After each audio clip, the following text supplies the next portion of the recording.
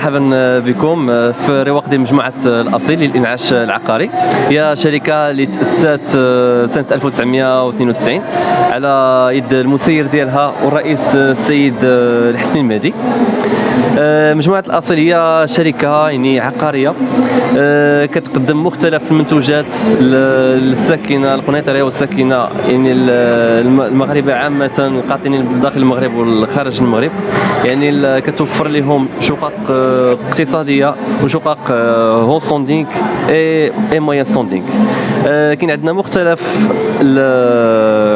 العروض، كاينين شقق يعني بحال قلنا اجتماعيه ديال 25 مليون، كاين شقق هو ستوندينغ اللي كيكونوا زعما في احياء راقيه، في معموره، في فالفلوري، في ميموزا، في بيرامي.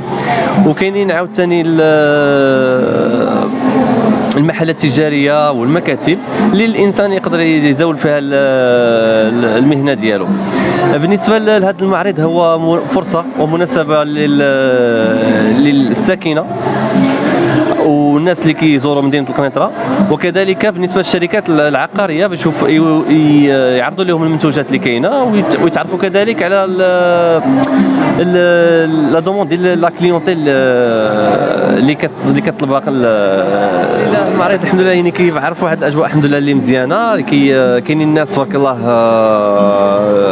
زعما كاين واحد النومبر دي فيزيت يعني فامال، يعني الحمد لله اللي مزيان. وفي هذا المعرض هذا يعني مجموعة الأصيل راها كتقدم واحد العروض خاصة بالنسبة للمحلات التجارية اللي كاين فيها واحد التسهيلات في الأداء، وكذلك رسوم ديال التحفيظ ولا الموثق فهي مجانية على حساب الشركة. وبالنسبة للشقق يعني كاينين مجموعة ديال العروض كما سبقت وذكرت، يعني كاينين الشقق الاقتصادية والهوستوندينغ موين ستوندينغ.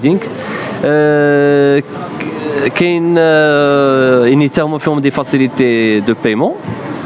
ومرحبا بالجميع ان شاء الله في رواق ديال مجموعة الأصيل.